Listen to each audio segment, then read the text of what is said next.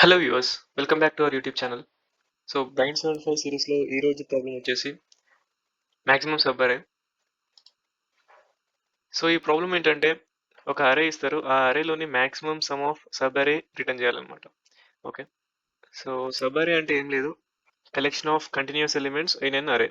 Okay, so ఈ example చూసుకుంటే ఇది ఒక సబ్ అరే అవుతుంది అండ్ ఇది సబ్ అరే అవుతుంది. ఓకే, ఈవెన్ ఒక్క ఎలిమెంట్ ఉన్నా కూడా అది సబ్ అరే అని అంటారు. లైక్ -2 ఉన్నా కూడా అది సబ్ అరే ఆఫ్ దిస్ అరే.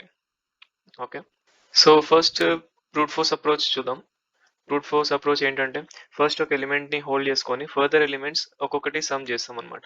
ఓకే, సపోజ్ ఈ ఎగ్జాంపుల్ తీసుకుంటే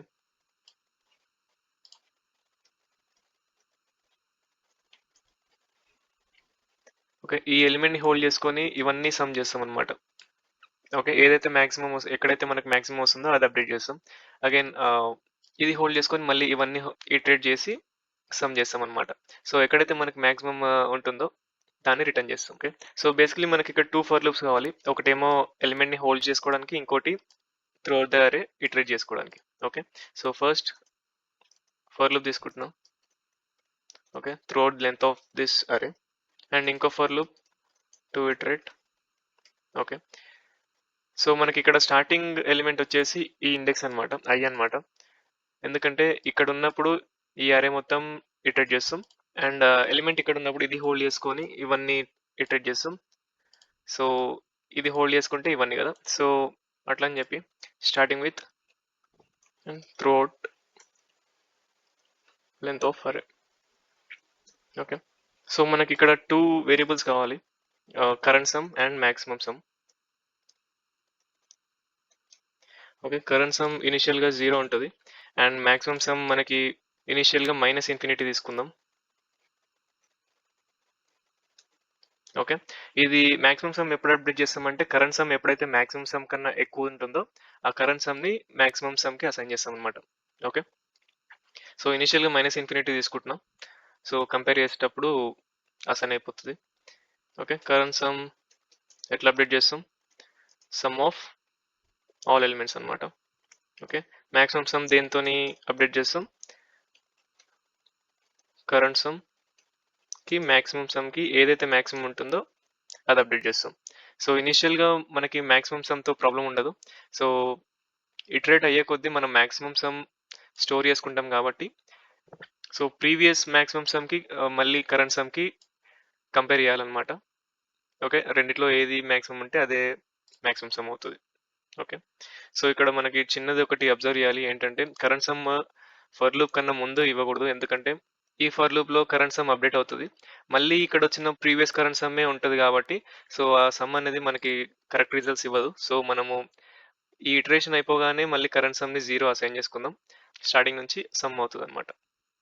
ఓకే, సో ఇదంతా అయిపోయిన తర్వాత ఫర్ లూప్స్ అన్నీ అయిపోయిన తర్వాత మాక్సిమం సమ్ రిటర్న్ చేస్తాం. రన్ చేసి చూద్దాం. సో యాక్సెప్ట్ అయింది, సబ్మిట్ చేసి చూద్దాం. సో మనకి టైం లిమిట్ ఎక్సీడెడ్ అనే ఎక్సెప్షన్ వచ్చిందండి. సో దీన్ని మనం ఎట్లా రిజాల్వ్ చేయాలంటే, సో ఇక్కడ మనకి టూ ఫర్ లూప్స్ అవసరం లేకుండా ఒకటే ఫర్ లూప్ యూజ్ చేసుకొని మనం టైం కాంప్లెక్సిటీని తక్కువ చేసుకోవచ్చు అనమాట. సో కరెంట్లీ మనకి టైం కాంప్లెక్సిటీ వచ్చేసి బిగ్ ఆఫ్ n² వచ్చింది, ఎందుకంటే for loop inside another for loop right. So మనకి బిగ్ ఆఫ్ n² వస్తుంది అనమాట టైం కాంప్లెక్సిటీ. ఓకే, సింపుల్గా నేను ఏం చేస్తానంటే ఈ ఫర్ లూప్ తీసేస్తాను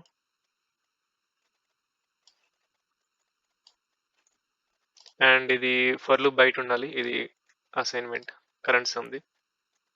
ఓకే, నెక్స్ట్ ఏంటంటే ఒక కేస్ని హ్యాండిల్ చేయాలి మనం. ఏంటంటే కరెంట్ సమ్ ఒకవేళ నెగిటివ్ ఉంటే ఆ కేస్ని మనం హ్యాండిల్ చేయాలి. సో ఒకవేళ నెగిటివ్ వస్తే మనం 0కి అసైన్ చేస్తాం అనమాట. సో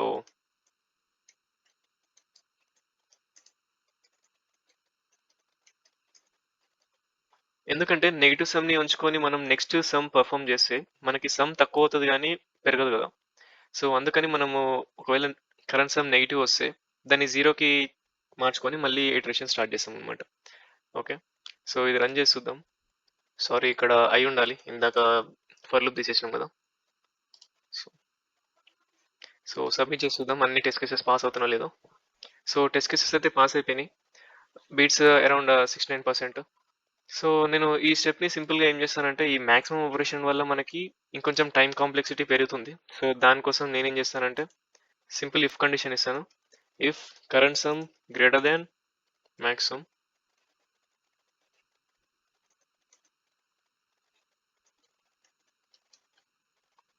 సో ఈ లైన్ ఈ 2 లైన్స్ సేమ్ యాక్షన్ పర్ఫామ్ చేస్తుంది అనమాట.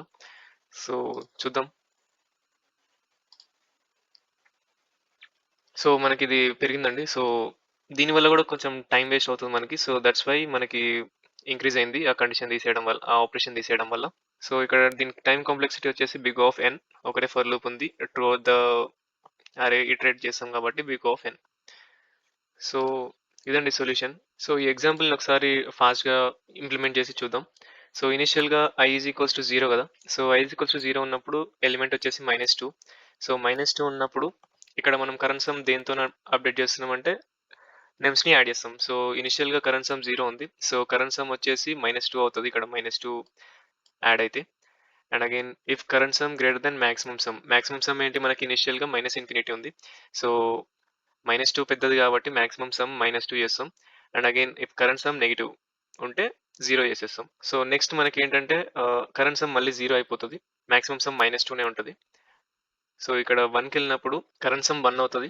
అండ్ కరెంట్ సమ్కి మాక్సిమం సమ్కి కరెంట్ సమ్ గ్రేటర్ కాబట్టి అగైన్ మాక్సిమం సమ్ కూడా 1 అవుతుంది. ఇది స్కిప్ అయిపోయి మళ్ళీ -3కి వెళ్తుంది. -3కి వెళ్ళినప్పుడు మళ్ళీ నెగిటివ్ వచ్చింది కాబట్టి మనకి కరెంట్ సమ్ -2 వస్తుంది. 1 -3 -2 కదా. సో మళ్ళీ నెగిటివ్ ఉన్నప్పుడు 0 అయిపోతుంది. అగైన్ ఇట్లా through out the array iterate అయినప్పుడు మనకి ఇక్కడ వరకు వచ్చేస్తుంది. సో ఇక్కడ వరకు దీని సమ్ వచ్చేసి 6 వస్తుంది. సో నెక్స్ట్ ఎలిమెంట్ 6 - 5 1 కదా. సో అగైన్ మాక్సిమం సమ్ 6 ఉంటుంది. అండ్ అగైన్ కరెంట్ సమ్ 1 కదా. So 1 + 4 5. So again maximum some 6 maximum కాబట్టి సో 6 రిటర్న్ చేస్తుంది అనమాట. సో ఇదనమాట దీనికి సొల్యూషన్. సో ప్రాబ్లమ్కి ఎక్స్ప్లెనేషన్ నచ్చినట్టయితే లైక్ చేయండి. ఏమైనా డౌట్స్ ఉంటే కామెంట్ చేయండి. అట్లనే ఛానల్ని సబ్స్క్రైబ్ చేసుకోవడం మర్చిపోకండి. Okay, thank you so much for watching this video. Thank you.